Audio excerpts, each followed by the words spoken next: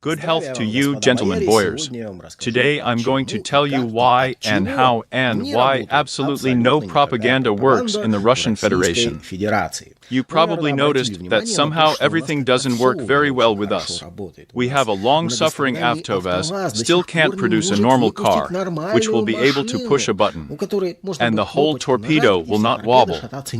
And to the questions when will you finally do something more or less sane, the Avtovaz management answers why. 5 BMW analog can be made. And why? In the aircraft industry, we have the most incredible state support, which has not been seen by any aircraft corporation in the world. And at the same time, for many years in a row, we have not been able to produce a normal analogous aircraft, which would be torn off by all foreign countries with their hands, which would put pressure on their government and say lift the sanctions. We need this car. It's very good, it's profitable, it's wonderful. The reproduction of the population in the Russian Federation also feels the most powerful state support, which is not seen in other countries. We have maternity capital, very good maternity and maternity benefits, bonuses for pregnant schoolgirls, child allowances, and all sorts of benefits for large families, and a mortgage for them at 6%. People don't give birth even with state support. Why is that? Well, about our wonderful analogously messengers and information platform is not for me to tell you. I tried many times to convince to come to our wonderful, spiritually Scripu, most of the world's best platform, that I as a blogger, no shit won't get no money, no hits. I'm just going to create content, and someone will make money from it. And those people who are used to doing their business through such platforms, they will not get any sales at all, because in order for us to at least get something, some impressions, we need to pay a lot of money to Vike. Then yes, then you'll get something. And we are all observing this in a situation where there is a lot of money in the budget of the Russian Federation. As in principle on the planet, there is more money than people. It is already possible to distribute money to all people, but for some reason, no state structure does this. Surprisingly, private corporations are doing this. For example, Alpha Bank, which can give you as much as 10,000 rubles for free. A link in the description. Instructions for squeezing money from Alpha Bank in the same place. With all this, we always observe some kind of dense, absolutely wooden propaganda, which seems to be designed for people with an intelligence coefficient somewhere from 10 to 30, well, no more, who are waiting for the government, the Tsar or the boyars from above, to simply say, people, but do it like this. Just do it like this. And that's it. And the boyars think that they have said, and now the people will rush to do it. But no, it doesn't happen that way. The seething shit of this year occurred among young people after another blocking by our wonderful spiritual Roskomnadzor of the popular game Roblox under far-fetched pretext that supposedly bad uncles come into this game and do something bad with these children there. Ekaterina Mizulina suddenly harnessed herself to the youth for this Roblox game. Already Mizulina herself was harnessed because she heard instantly heard feedback from these children. She heard that children between the ages of 8 and 14 no longer see their future in the Russian Federation because they simply block their favorite game. I would very much like Ekaterina Mizulina to be harnessed for YouTube, for Bledogram, and for various other blocked platforms. Because not only children now feel at ease. In general, it is very difficult to be a patriot of your country when you are constantly squeezed oxygen. It is very difficult to remain a patriot of your country when this country starts methodically knocking the ground out from under your feet. And this is all despite the fact that there are patriotic conversations about important things at school, where students are taught to love their wonderful, cool, spiritually bound homeland. After these conversations, the children come out of school with each other. Then they communicate in the yard. They say, well, we heard Prince Hayton today, but this is generally too much. I consider myself a patriot.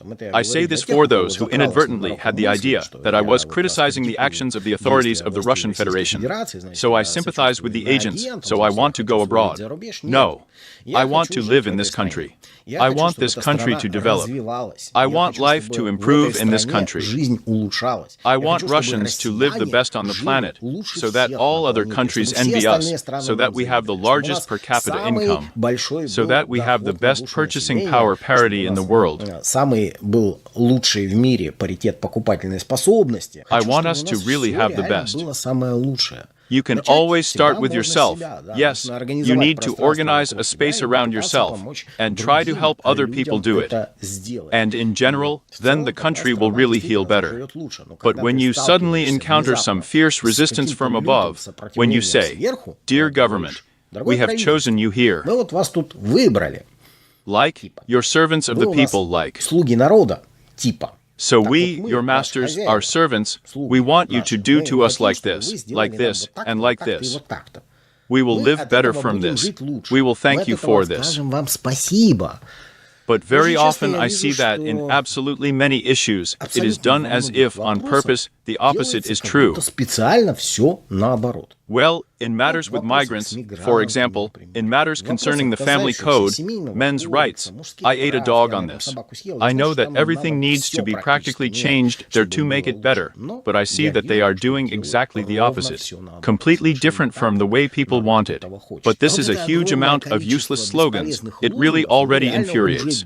It seems that those people who are now proclaiming these slogans, they somewhere come from the 60s, 70s of the last century.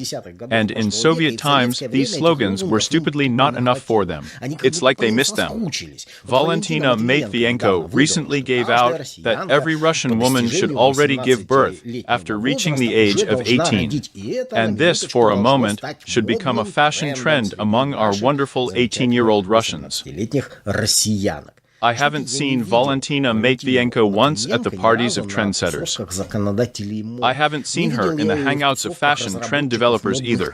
It seems to me that this slogan will sink into the information environment again, and someone will then throw up their hands. But we told the Russians that it was necessary like this. But something didn't work out, something state support. Apparently small or what? On the subject of this statement by Valentina Matvienko, the Telegram channel News of Moscow filed a corresponding survey. Do you think a woman's mission is to give birth? The issue was involved as much as 185,000 people. Of these, 69% were women, and the vast majority of women said, "I am a woman." I do not agree that a woman's mission is to give birth. Before making such statements, it is necessary, apparently, to create some conditions for women to want to give birth. The conditions that are being created now show themselves to be extremely inefficient, and it is impossible to reprogram people's brains with any additional propaganda. You know, one of my subscribers reproached me for talking about solo life here on my channel. Allegedly, I'm propagandizing this, convincing people not to create families, live solo there, and so on. I told him no. It is impossible to convince a person. I just gather people with a certain worldview into a small bunch. And they feel comfortable here because they have a similar worldview. We have most of the people living solo. Here are the men who are collected on my channel. These are actually forced soloists. 85% are forced soloists who would really like to start a family, but they don't like the modern family code. They don't like the fact that women don't stay married. They don't like a lot of things. They would like to change this, but alas, our authorities respond with a refusal in the person of, for example, Nina Ostenina, who even opposes the initiative on joint education. Although we signed a petition about this case using the link in the description. But apparently, the opinions of the people do not matter to me, as well as to many other deputies. I hope that you have had enough examples of non-working propaganda, and now I will explain to you why some propaganda works, and some does not. so that you understand that I know what I'm talking about. I remind you that I graduated from the Faculty of Economics with a degree in marketing. And this is just about advertising, about propaganda, about positioning. By the way, the word propaganda is translated from Italian as advertising. But in Russia, these are two different words, propaganda and advertising, which mean slightly different things.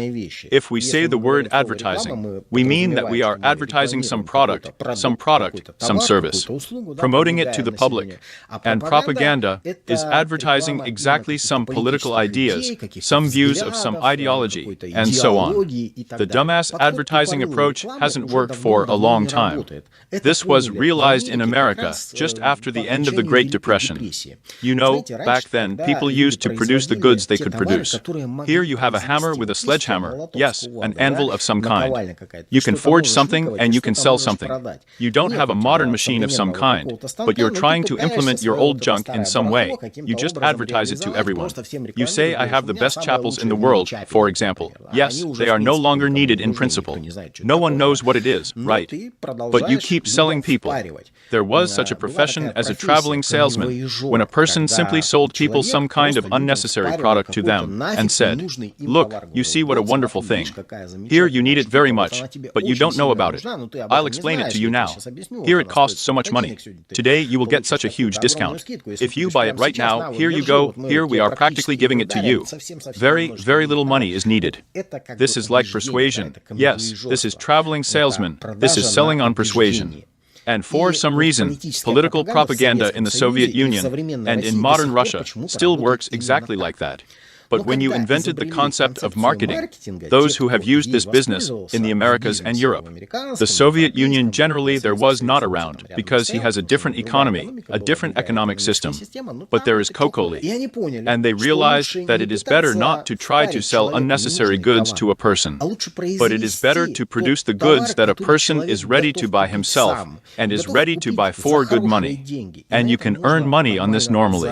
Well, for example, instead of trying to continue producing chapels for cast iron pans and trying to somehow sell them to the public, it's better to develop a new product, a whole frying pan with a convenient handle and with some kind of Teflon or Tefl coating. Yes, and the people will buy it, they will buy it for any money, and you'll make money on it.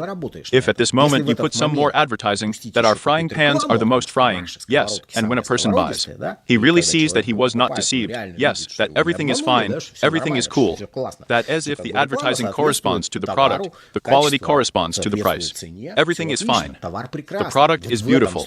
In this case, advertising and propaganda also work. And when, under the guise of a new development, they try to sell you an old 50-year-old Avtovaz with hastily screwed Chinese tablets, and also with a Chinese box of not the best quality, then the consumer says, something is wrong, something will not go. Well, it doesn't correspond to what I want now. I'd rather buy some old used Lexus for this money. It will be a head taller than this super mega new product of yours. So in political propaganda, everything works exactly the same as in advertising high quality or low quality goods. If the people are offered what they want, they realize, so to speak, their hidden demand for some political requests. Then the people will be satisfied. They do not need to be taught to be patriotic.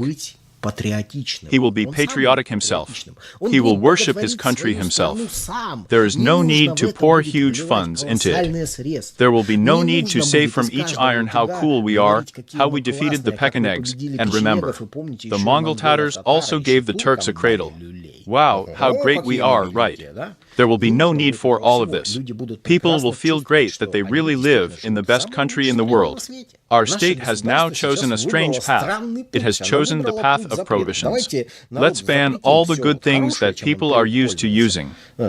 Social networks there, messengers, video viewing platforms. We will ban good cars.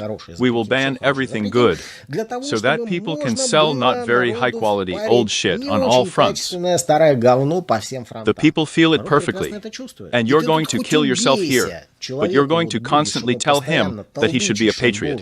And by only our Russian spiritual staples, which in fact have been Chinese for a long time. The people see, the people are not stupid, the people are not morons. In one of the videos I once mentioned that this whole epidemic of bans in Russia, it will not lead to anything good. Why? Because for some reason, it is very important for a person to have some choice. Remember, this was told to you in the Matrix a long time ago. But I have a feeling that half of the government did not look at this Matrix at all, and did not take out the key points from there. It feels like we are now living somewhere in a city of cars, yes, in some kind of Matrix, that they are pumping in a certain picture of the world somewhere, and we have to believe in it. But no, guys, we actually live in Zion. We see everything we want to have a choice. And it doesn't matter what choice you give there. If you give a person a choice between Max and Telegram, then the person will not be indignant. If you give a person an adequate choice between Avtovaz and Toyota Corolla, the person will also not be indignant. He will also be fine. And it is absolutely clear to me why these Russian school children were outraged who were blocked by Roblox. Because they see that he is there, abroad. There is a choice, and we are deprived of this choice, forced to give up, not giving any alternatives. Well, what do you suggest? To play in the turmoil. About this turmoil. Remember what the advertising campaign was like. Super mega Russian development. A game that will tear everyone apart. Somewhere around the same time, a Russian development was also released, which should not have been advertised like that, and it was called Atomic Heart. So almost all gaming bloggers wrote negative reviews on the turmoil. I didn't see any negative ones on Atomic Heart. Why? Because it's a quality product. Because yes, if Atomic Heart starts advertising, it will lead to an increase in sales. And if you start advertising the turmoil or some other things about the same developers, it will lead more likely to bankruptcy. There are things in which political propaganda works 100% effectively. These are, as a rule, events that you have nothing to do with and cannot check these events in any way. Well, for example, there is some African unknown country, Uganda, in which you have never been and will never go there. And there was some kind of explosion. You can present this news in different ways. We can say that they were infernal fierce separatists who want a change of power to divide the country their back and forth. And then a bad attitude is formed towards this event. And we can say that these were good rebels who also want to overthrow the government, but they are good. They are for all good against all bad, for freedom, equality, fraternity, and all that. Then a good attitude is already being formed towards this event. An event is the same thing. Something exploded there. Someone died there as a result of it. Someone has a personal tragedy. But they don't talk about it. They say so in order to form a certain opinion about this event, depending on what we want to do next with this country.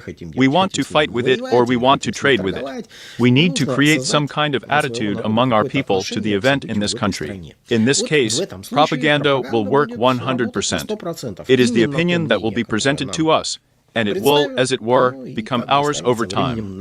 And everything works in a completely different way when you can personally check any event. For example, the same explosion occurred in your city, and you know who did it. And when you see something completely different being said to you on TV, you stop trusting your media. That is why, through the media, you are never informed of any normal news that concerns you personally. They tell you what is common, something has happened somewhere far away.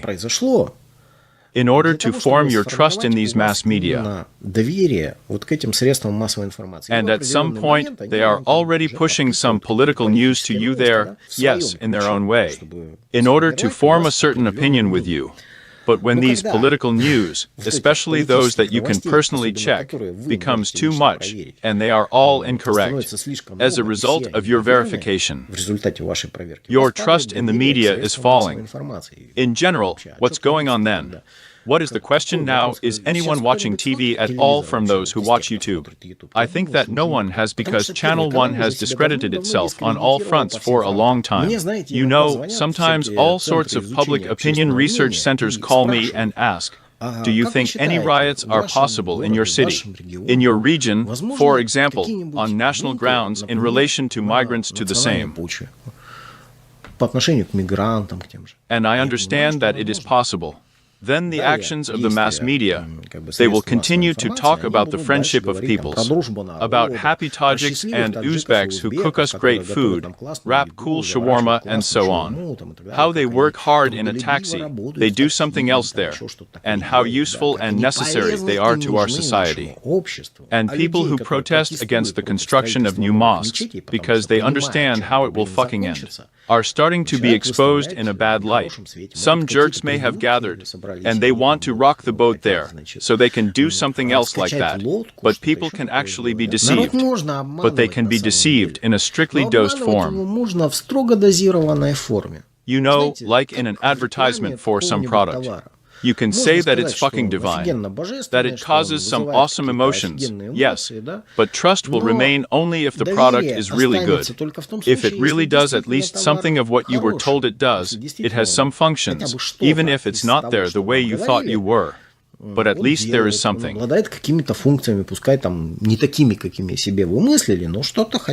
And when propaganda ceases to correspond to reality, people begin to have a dangerous thing.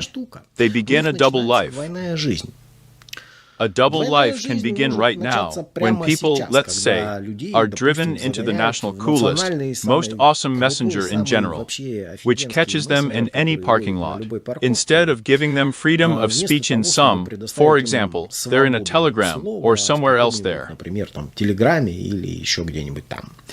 What will happen in the end, if they are forced? Yes, people will have a double life. They will have one smartphone for the state, in which they are clean, white, with a good social rating.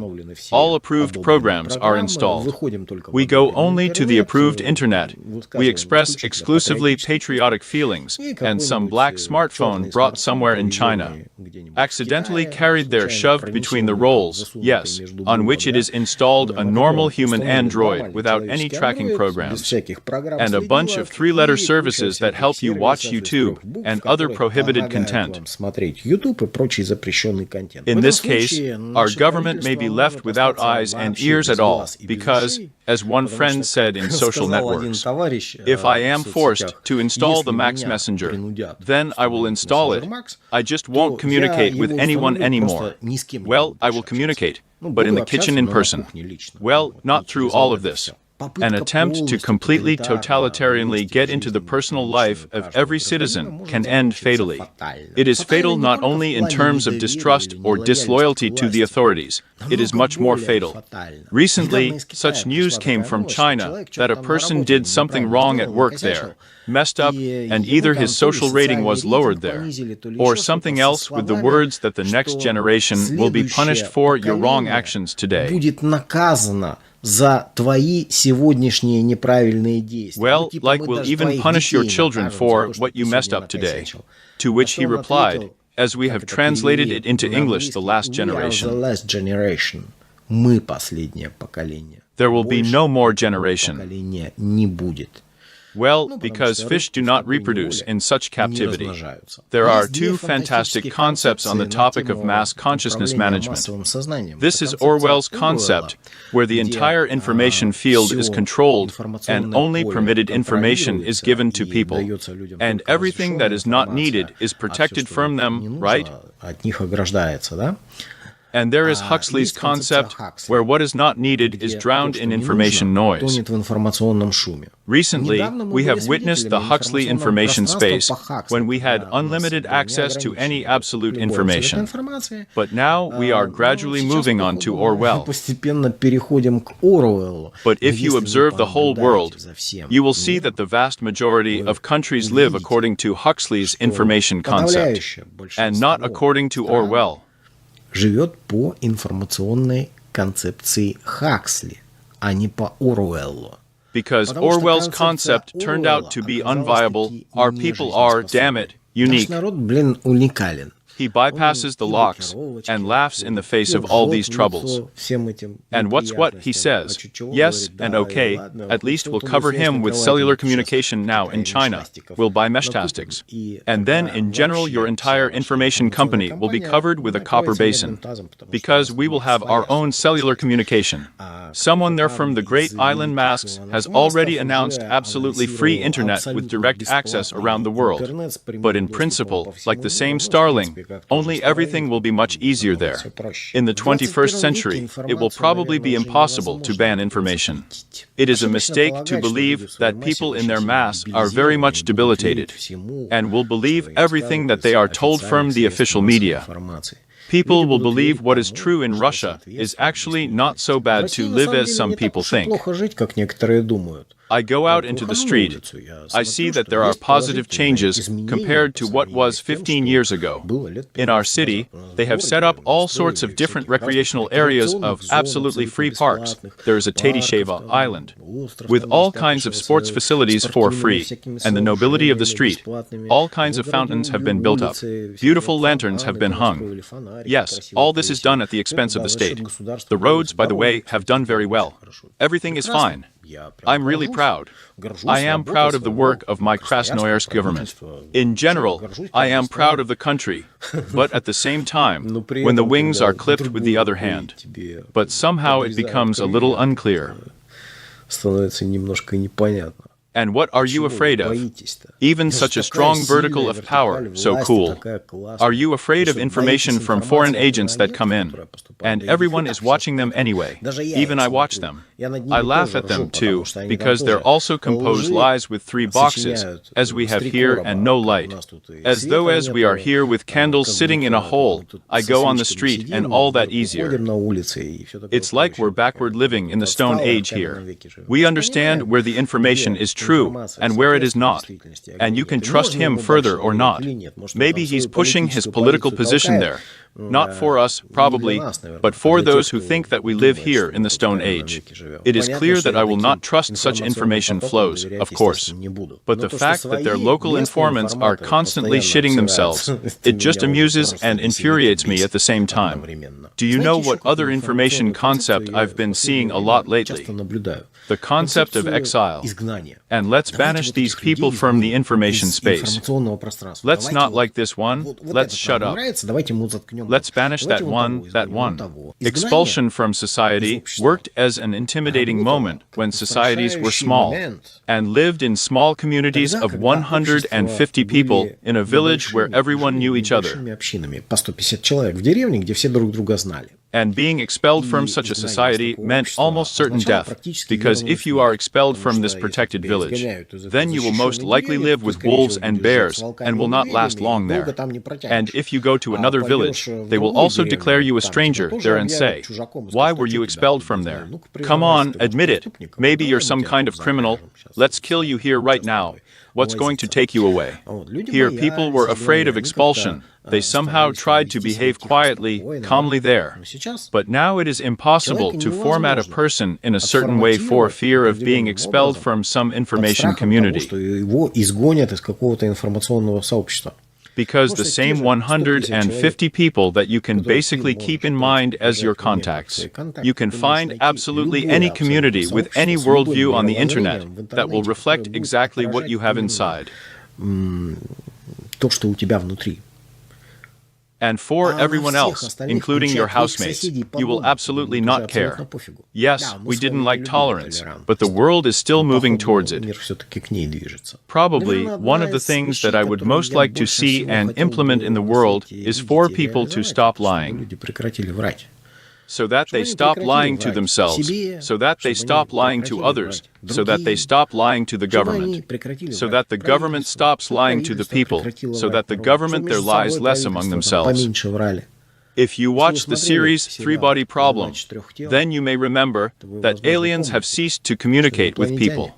Only after people have confessed that they are lying, endless lies to anything good will not lead.